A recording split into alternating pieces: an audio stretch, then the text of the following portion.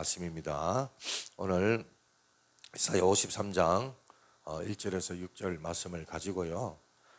영원한 비밀이라는 제목으로 같이 은혜를 나누길 원합니다. 많은 은혜 받으시길 바랍니다. 오늘 우리가 이사야 56장 지금 본문을 우리가 봤는데요. 여러분 오늘 본문을 보면서 어떤 느낌이 듭니까? 여러분에게 다가오는 느낌이 있을 거 아니에요. 본문을 보면서 어떤 느낌을 받았습니까? 어두웠어요? 좀 슬펐어요? 어때요? 좀 마음이 아파요? 어때요? 예.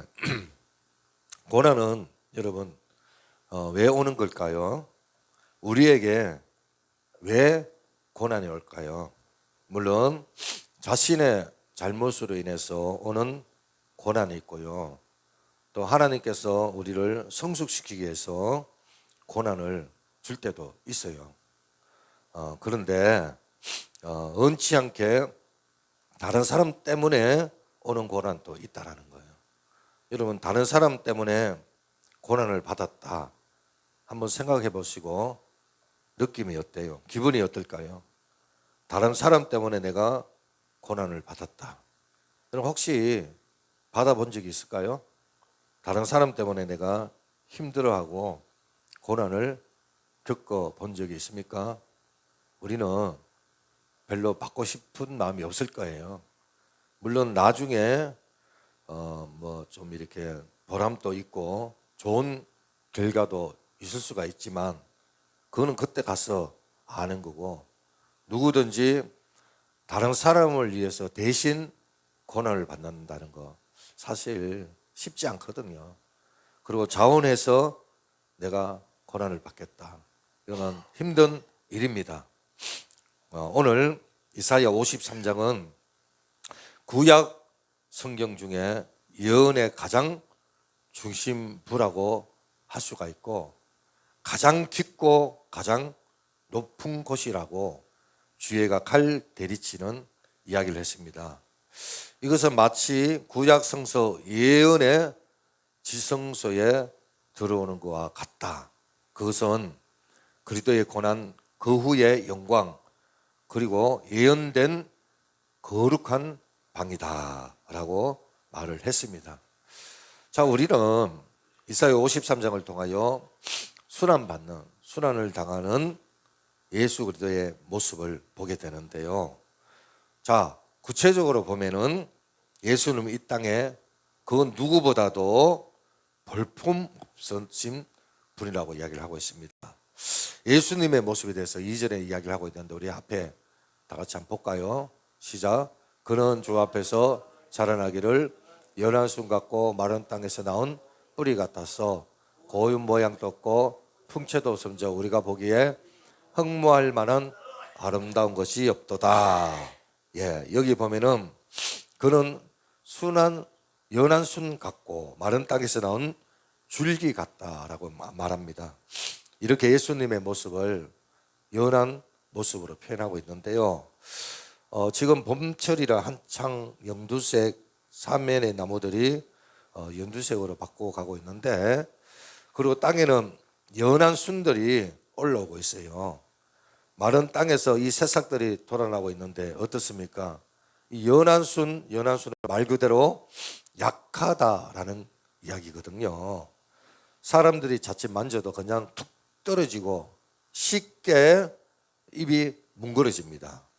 예수님은 그와 같이 연한 순, 연약한 분으로 표현되어 있습니다.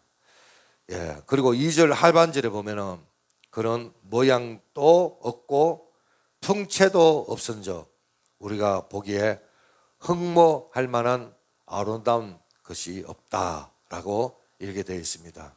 자, 이 말씀은 최근에 한글 성경 번역에, 새한글 성경 번역에 이렇게 번역하고 있는데 이렇게 번역하고 있어요. 보세요. 그분에게는 생김새랄 것도 없었고 아름다움도 없었습니다. 우리는 그분을 봤는데 우리 마음에 드는 모습이 없었습니다. 예, 그렇습니다. 우리 마음에 그분 전혀 눈에 차지 않고요, 들어오지 않는다라는 얘기입니다.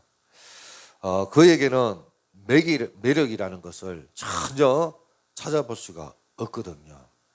더 나아가서 3절에 이런 표현이 있습니다. 그는 멸시를 받아 사람들에게 버림을 받았으며 강고를 많이 겪었으며 질고를 아는 자라.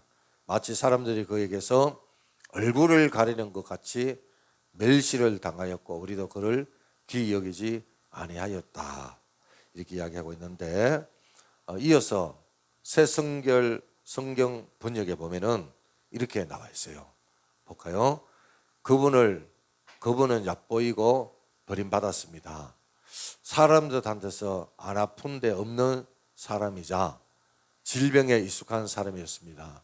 사람들이 그분에게서 얼굴을 가릴 만큼 그분은 얕보였습니다. 우리도 그분을 소중하게 생각하지 않았습니다. 이렇게 되어 있습니다. 자, 이렇게 여리고 그리고 연약하고 정말 보잘것없는 그런 분입니다. 그런데 그분이요, 큰 고통을 당했거든요.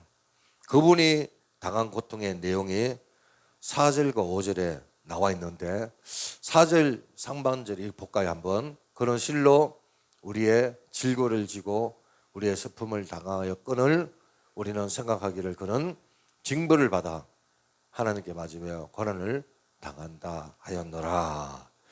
자, 이 말씀은 예수님의 그 메시아의 고난은 우리의 질고 그리고 우리의 슬픔을 대신하기 위해서 고난을 당했다라는 거예요. 근데 사람들은 그 고난이 메시아 자신의 죄로 말미암아, 허물로 말미암아 잘못했기 때문에 하나님께 당하는 징벌이라고 생각을 했다라는 거예요.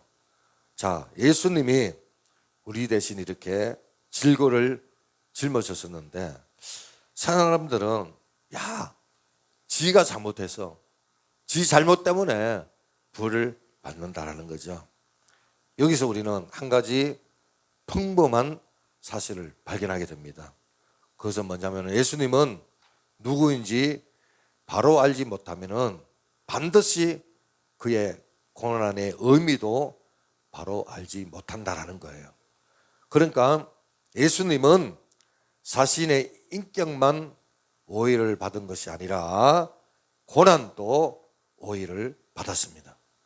흠없는 하나님의 어린 양으로 우리의 죄를 위하여 자기를 버리신 것이 그분에게는 오히려 욕이 되고, 우리를 사랑한 것이 오히려 그분에게는 수치가 되었던 것입니다.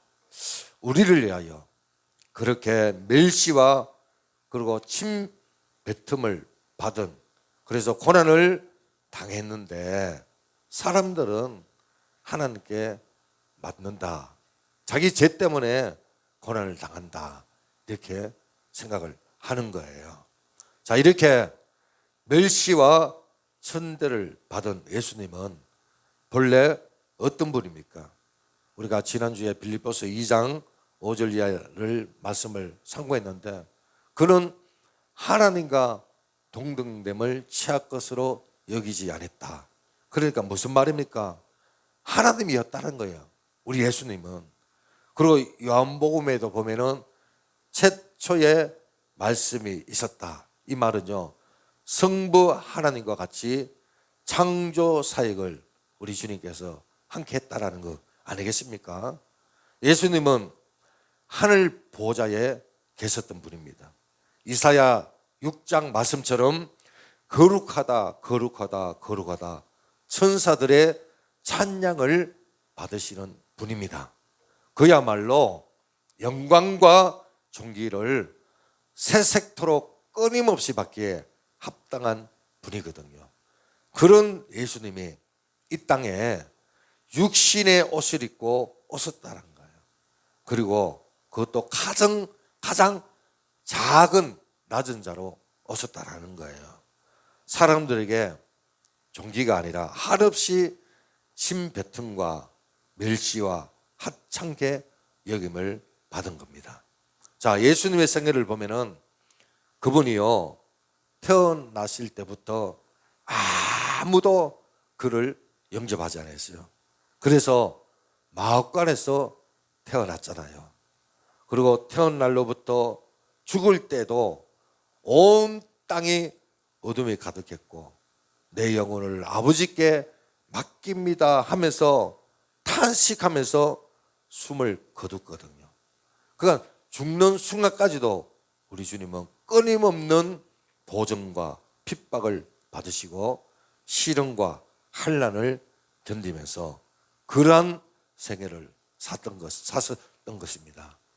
예수님 스스로 말씀하시기를 여우도 굴이 있고 공중에 나는 새도 깃들일 곳이 있는데 나는 머리 둘 곳이 없다라고 고백을 했던 것처럼 그분의 생애는 사람들에게 열렬한 박수를 받으시고 한대를 받으시는 그런 생애가 아니었던 것입니다. 사람들에게 멸시를 받고 천대를 받고 지배틈을 당하시고 고난에 얼룩진 생애를 살았던 것입니다.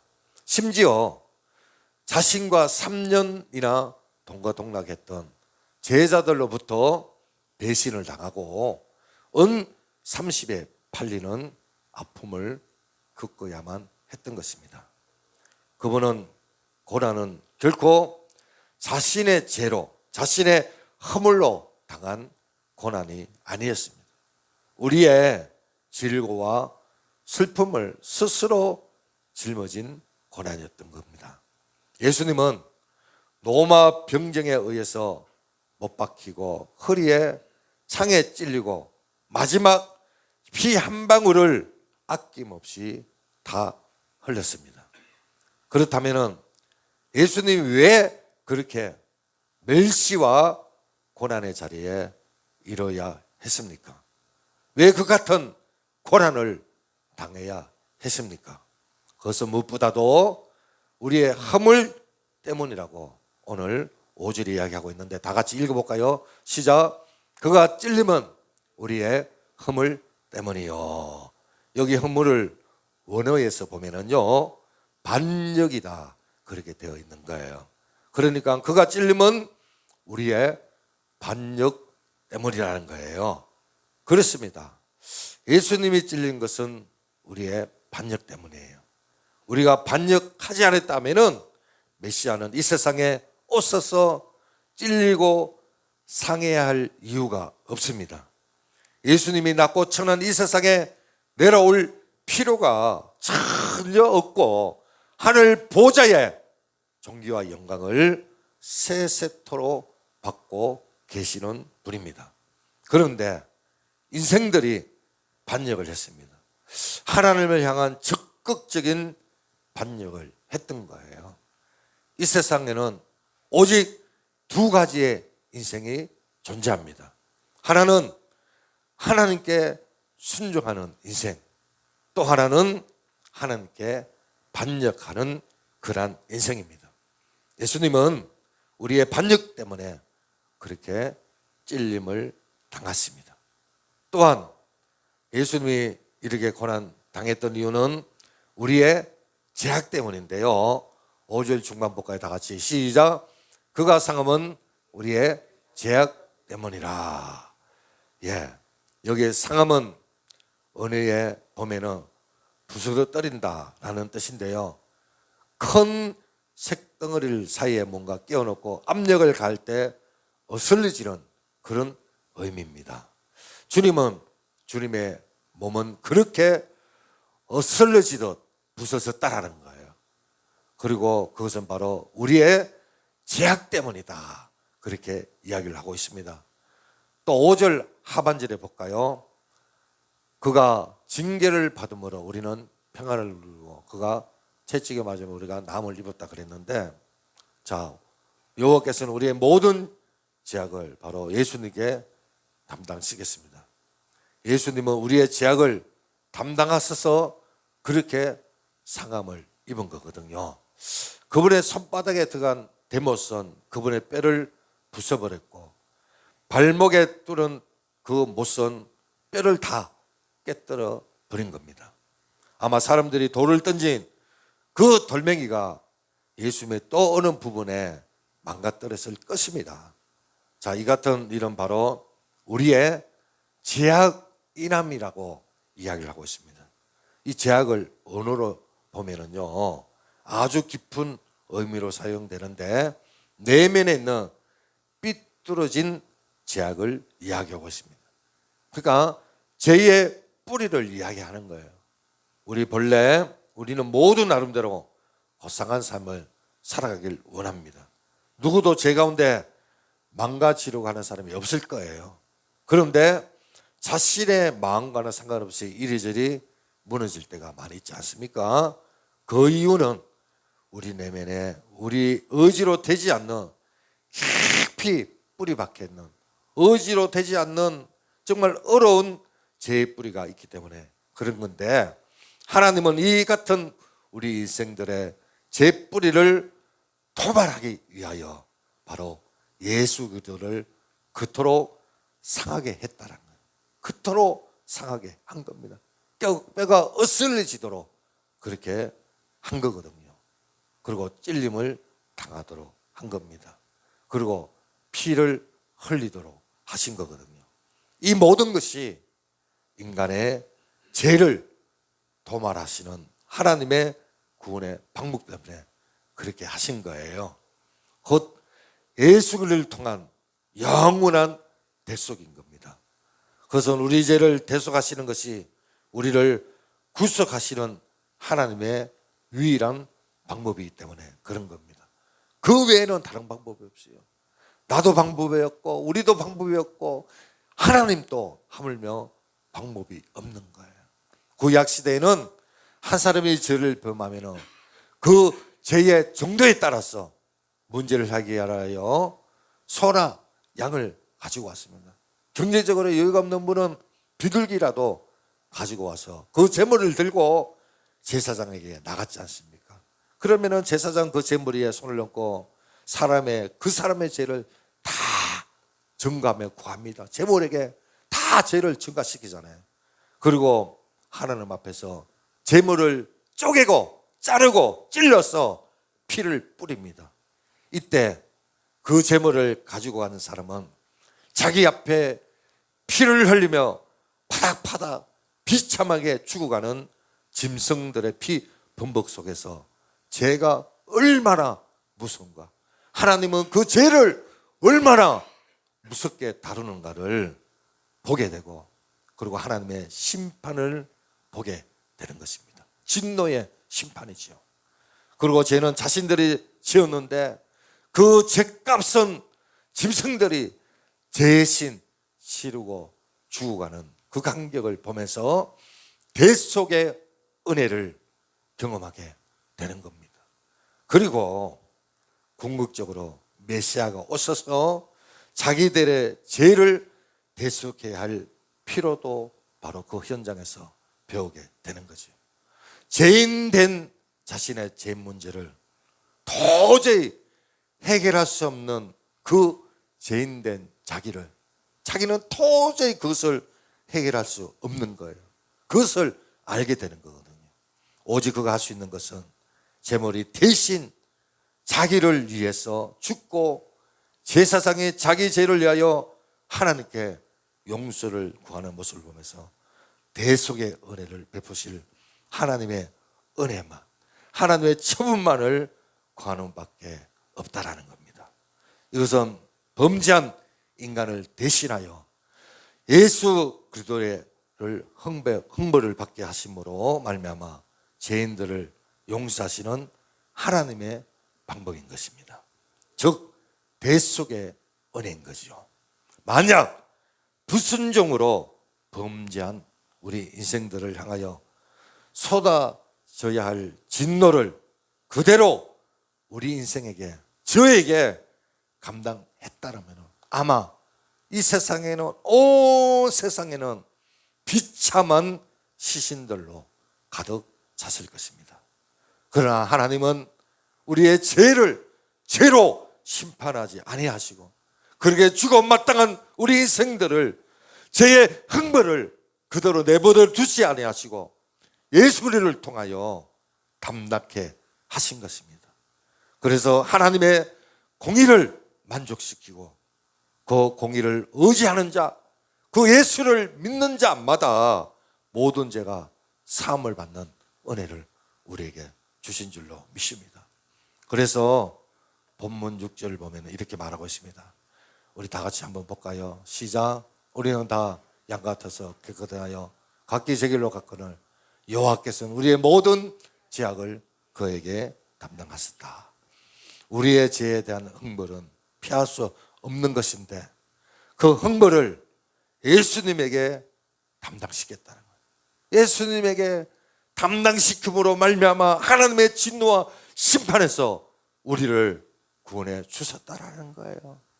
그리고 화목의 길로 나갈 수 있도록 허락하여 주신 겁니다. 자, 그렇다면은 예수님이 어디서 우리의 죄를 대속했습니까? 그것은 바로 십자가였다라는 거예요. 예수님은 십자가에 달리사 찔리고 상함을 받고 피를 흘렸습니다. 우리는 십자가에서 고난당하신 메시아를 보게 되고 그분의 살이 찢어진 고난이 바로 우리의 죄 때문이라는 것을 깨닫게 됩니다.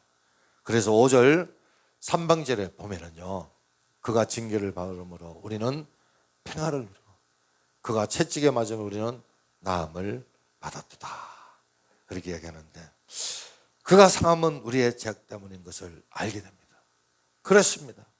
십자가는 하나님께 대하여 반역하고 죄 지은 우리인데 그로 인하여 상하고 찢김을 받은 분은 바로 예수님이라는 것을 이야기하고 있는 거예요.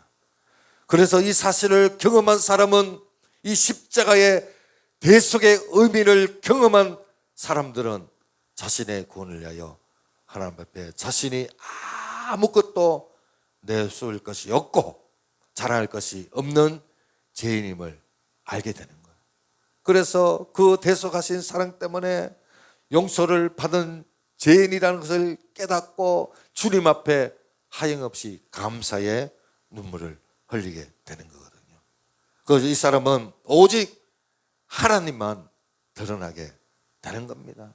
그래서 에베소서 2장 8절에 한번 볼까요? 이런 말을 합니다. 너희는 그 은혜에 의하여 믿음으로 말미암아 구원을 받았으니 이것은 너에게서 난 것이 아니요 하나님의 선물이다.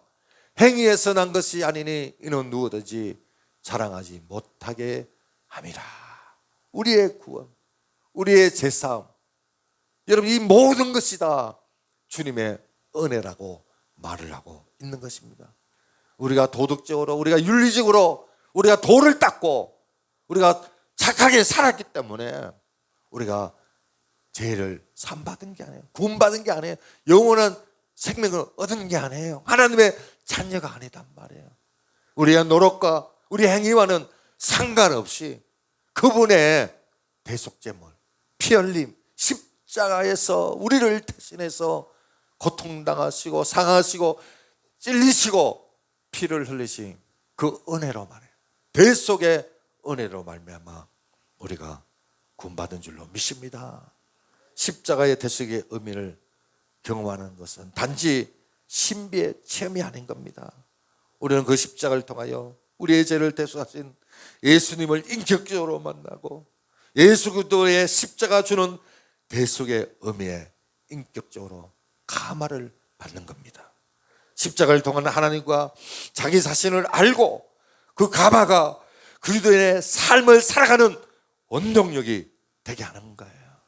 따라서 우리는 십자가를 통하여 채찍에 맞으신 예수 그리스도를 보게 되고 절망적인 상태에 있는 우리의 영혼을 구원하러 오신 공격당하신 예수 그리스도를 만나게 되는 줄로 믿습니다.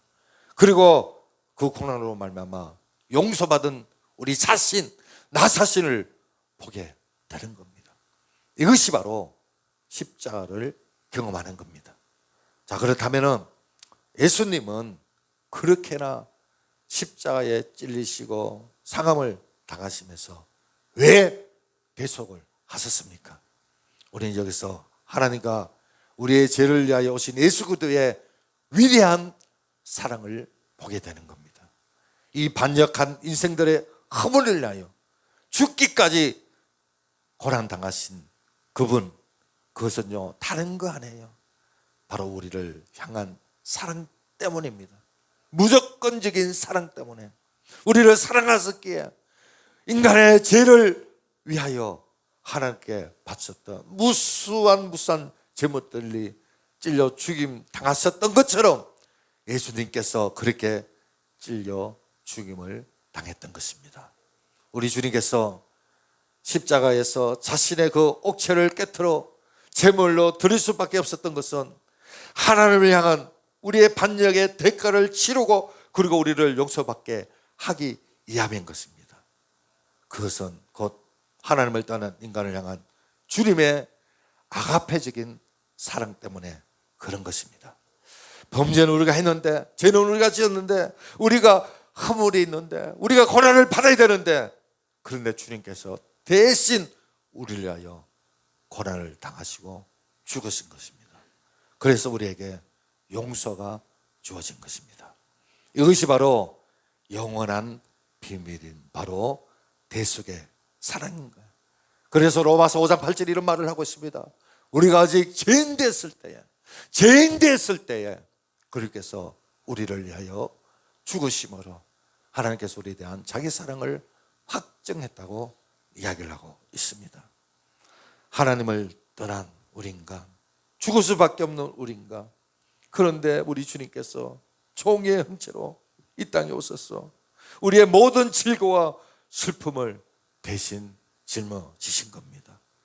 그것이 우리에게는 행복이지만 당사자인 그분 예수님에게는 부당한 고통이었고 고통스러운 아픔이었습니다. 그 이유는 다 하나, 사랑 때문에, 하나님의 사랑 때문에, 우리를 사랑했기 때문에 그렇게 했다는 거예요.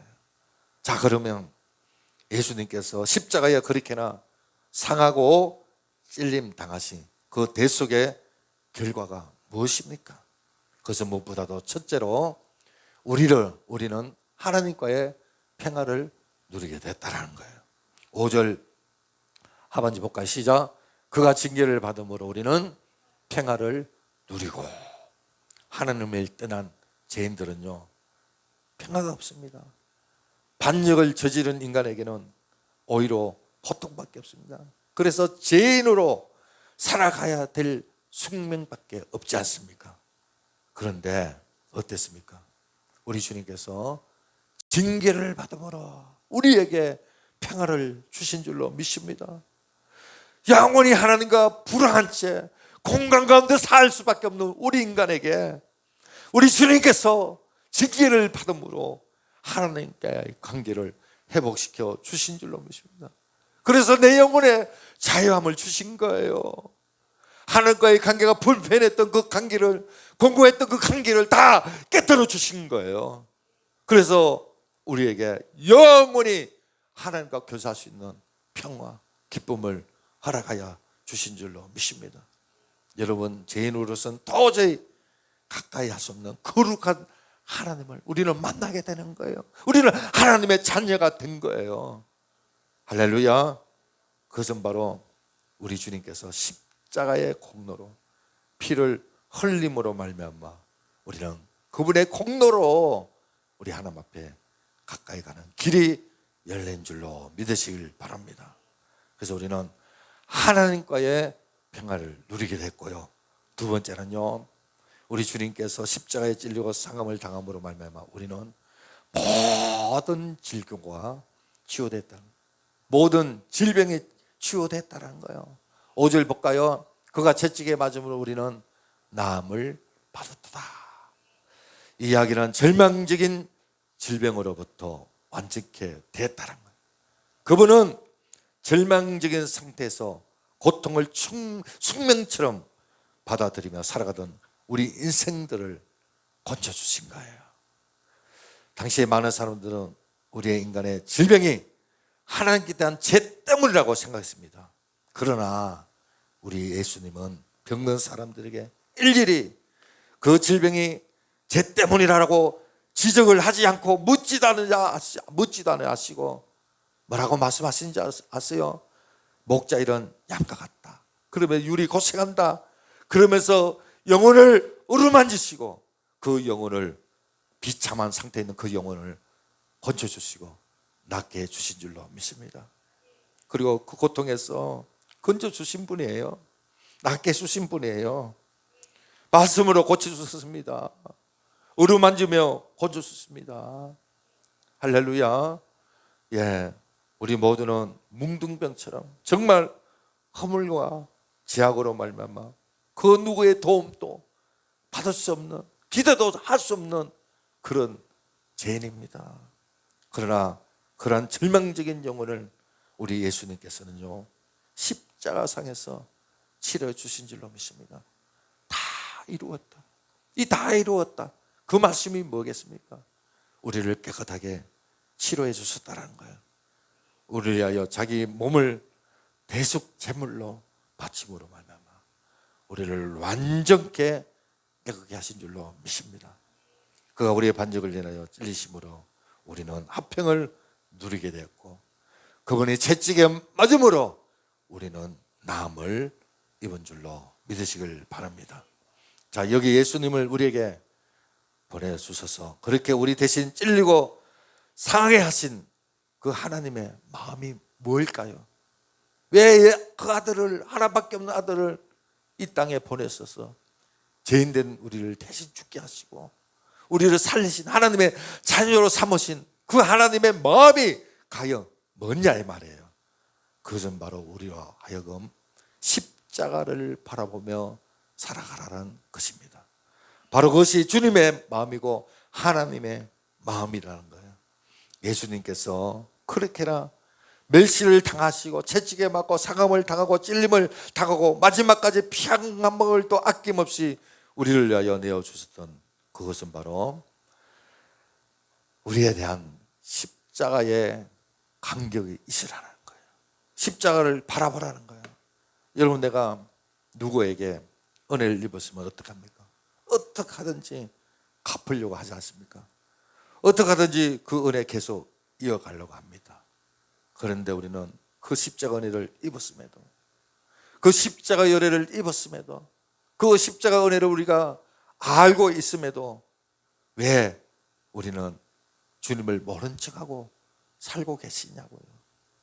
십자가를 바라봐야 되는 우리가 왜 십자가를 바라보지 않고 세상을 바라보면서 사는가 말이에요.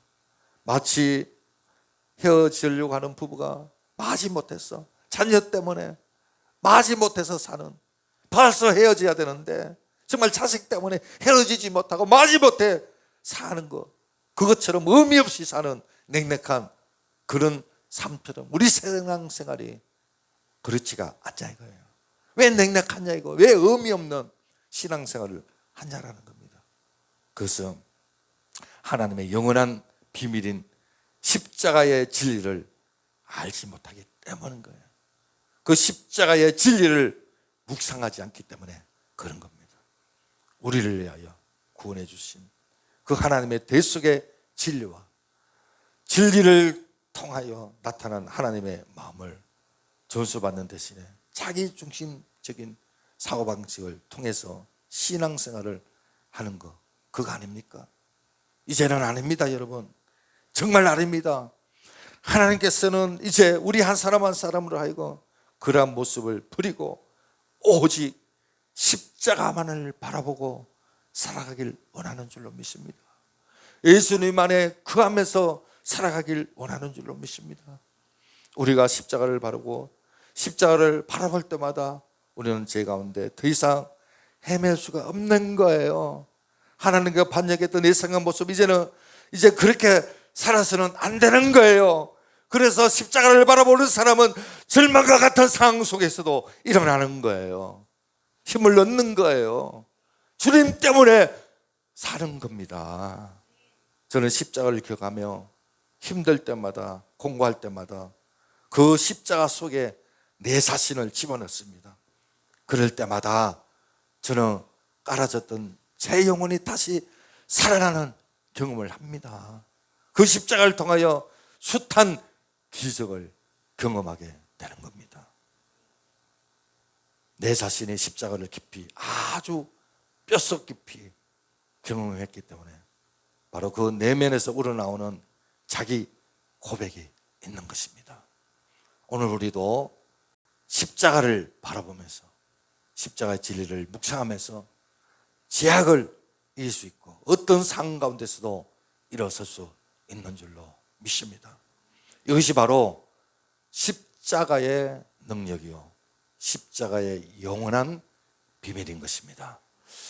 우리 다시 한번 십자가에서 자신을 내어주신 주님의 음성에 귀를 기울여 보기를 소망합니다.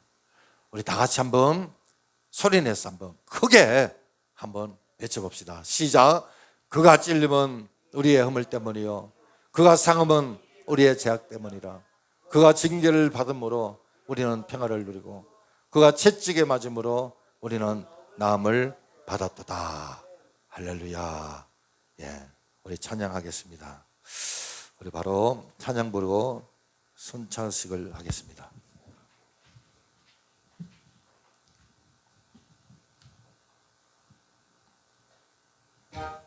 잠깐만요.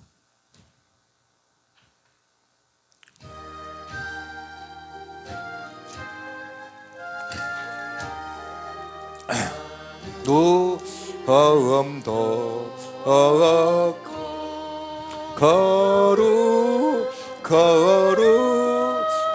거룩하신 주 하나님 머리 양이 금을 당했네. 주번이 나와 있습니다. 229장. 날 위하여 십자가 위에서 못 박혀서 거들이시 주 헌금은 좀 이따 할게요. 너의 몸이세 이는 날 위하여 황도를 받사 주가 신이 대신 날림 주의 보혈이세 이는 주가 지금 아멘 너에게 주시는 영생 시기요 마시는 자 아니세 심히 사모하는 떠났었던 주님 속히세에서 다시 올 때 반가이 뵙겠네. 우리 그때까지 십자가를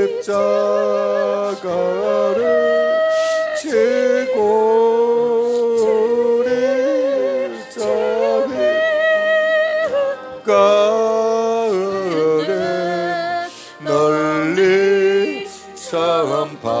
한 번만 더 부르겠습니다. 한 번만 더요. 아무함도 없고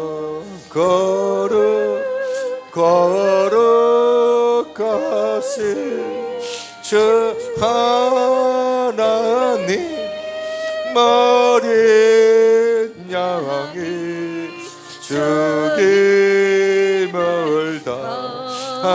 당했네. 이는 나를 위하여 십자가